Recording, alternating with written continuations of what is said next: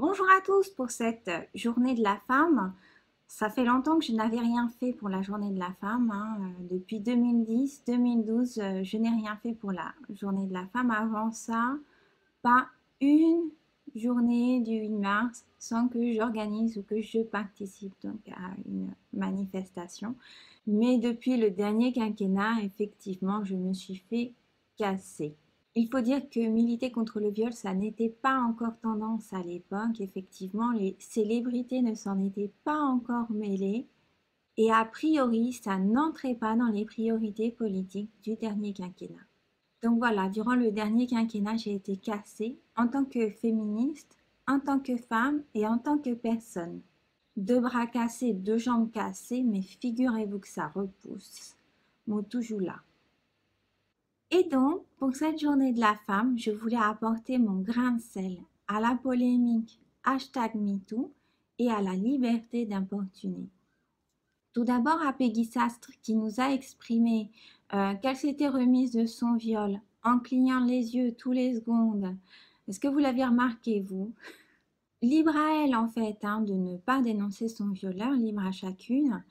Mais l'acte de dénonciation ou le fait de porter plainte, ça n'a rien à voir avec s'en être remis ou pas. Ça n'est pas parce qu'on porte plainte pour viol qu'on ne s'en remet pas. Après tout, la vie continue. Pour ma part, j'ai été violée en 1993 et en 2005. Et je n'ai dénoncé qu'en 2005. Et je n'ai donc porté plainte qu'en 2005. Ce qui m'a troublée, c'est que bien que le viol soit quand même quelque chose de très douloureux, et surtout quand c'est la deuxième fois, mais on s'en remet, c'est sûr, c'est évident, car la vie continue, mais par contre, il faut continuer à militer contre. C'est pas parce qu'on milite contre le viol qu'on ne s'en est pas remis. Par contre, la stigmatisation sociale, les blocages sociaux ou vers l'accès au travail si vous avez été violé par un chef d'entreprise ou un homme politique. Les problèmes de visa pour les femmes en situation de migration qui se font violer. Ça, on n'en parle pas. Je milite pour que chaque viol, chaque atteinte sexuelle, chaque harcèlement sexuel fasse l'objet d'une plainte. Pas d'une main courante, une plainte. Quand on se fait voler son sac à main à l'arraché, personne n'hésite à aller porter plainte. Pourtant, les papiers, ça peut se refaire. La carte bleue, on peut faire opposition. Le chéquier aussi. Donc, on y perd moins quand même que dans un viol. Et puis, on n'hésitera pas non plus à dénoncer le coupable pour peu qu'on ait remarqué quelque chose qui pourrait permettre de l'identifier. Mais lorsqu'il est question de viol, d'atteinte sexuelle, de harcèlement sexuel, là, les femmes ont peur de porter plainte. Elles ont peur de quoi, d'après vous? D'être stigmatisées socialement, d'être exclues socialement, parce qu'elles n'ont pas voulu donner leur sexe à celui qui le voulait. Et c'est là que je souhaite dresser un constat et un postulat à Madame Marlène Schiappa en ce jour du 8 mars 2018. Je trouve qu'il n'y a aucun dispositif pour les femmes concernant leurs droits. Il n'y a aucune application, par exemple, qui vont expliquer aux femmes quels sont leurs droits en matière de viol ou d'autres choses, dans quelles limites, dans quel délai, comment les faire valoir, etc. Je parle effectivement en termes pratiques. Il n'y a aucune application, il n'y a aucun site qui explique aux femmes comment on porte plainte, quels sont leurs droits, jusqu'à quand, quels sont les risques, comment les prévenir et surtout comment s'organiser face à la discréditation, la stigmatisation et la diffamation systématique qu'elles devront subir pour avoir porté plainte contre des hommes pour viol, harcèlement sexuel, atteinte sexuelle ou autre. Car oui, les femmes victimes de viol sont victimes deux fois. D'abord au moment du crime et ensuite par la diffamation, la stigmatisation et la discréditation qu'elles subissent.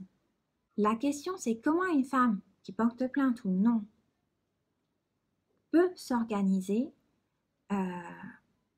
face donc à cette discréditation, diffamation et stigmatisation systématique.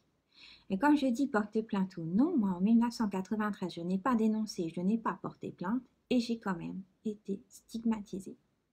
Comment s'organiser pour porter plainte à chaque fois qu'un harcèlement moral dû à cette stigmatisation va avoir lieu, parce que les femmes victimes donc, sont victimes d'autres choses aussi.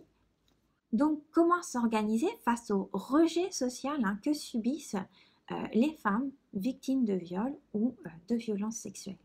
Je veux rappeler que le viol est un crime qui est encore considéré comme un délit.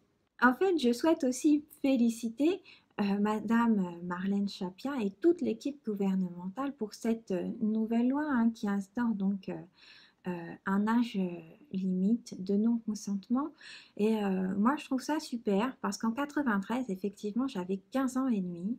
Et effectivement, donc l'homme m'avait arraché un consentement. Je ne sais plus si c'était avant ou après m'avoir fait boire un truc.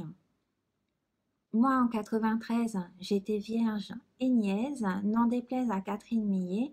Si je ne peux pas prouver le viol ou ma virginité, par contre, je peux prouver la complicité de viol et faire lever la prescription. Si je ne le fais pas, c'est juste une question de moyens.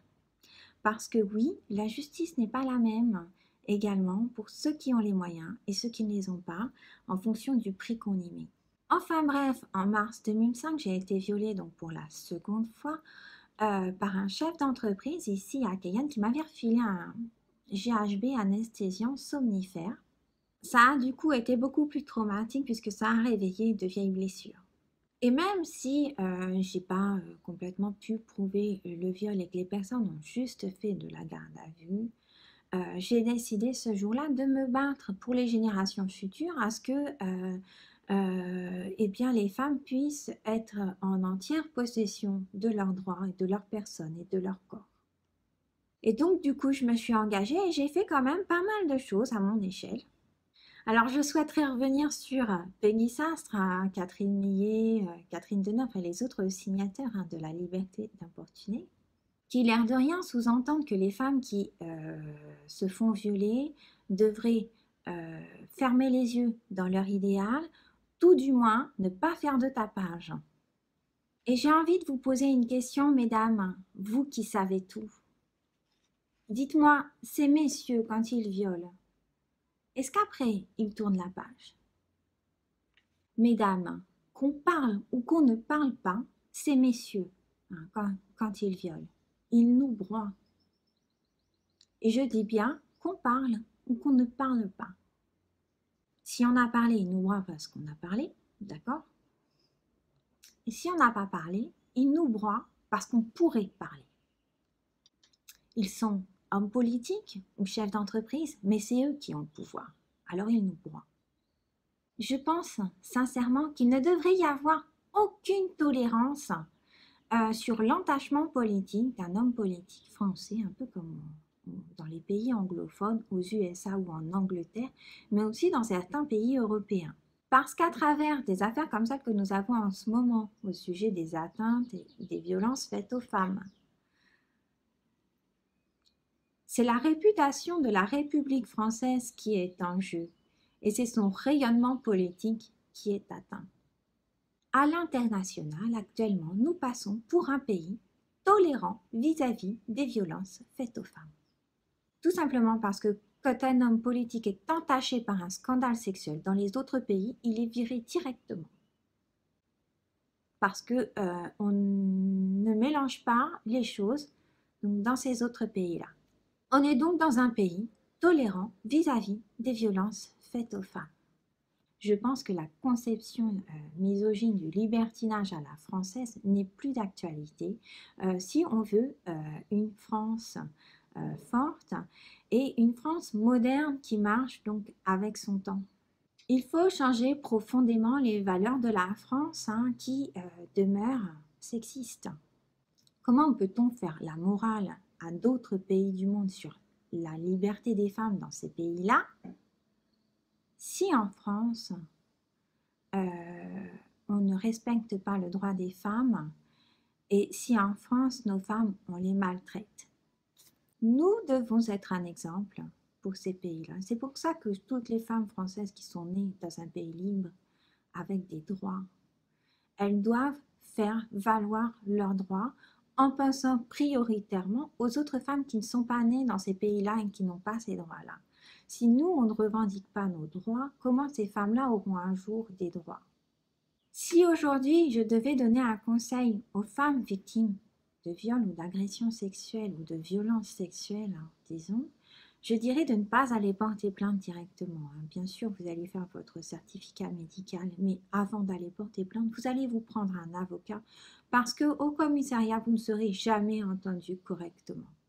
Enfin, pour conclure, j'ai envie de citer l'œuvre de Barbara Kruger de 1989, donc plasticienne militante de renom.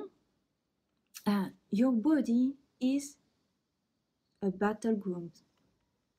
J'ai un anglais assez limite. Autrement dit, ton corps est un champ de bataille. Et dans ce militantisme féministe, il ne s'agit pas de faire la guerre des sexes, femmes contre hommes. D'accord?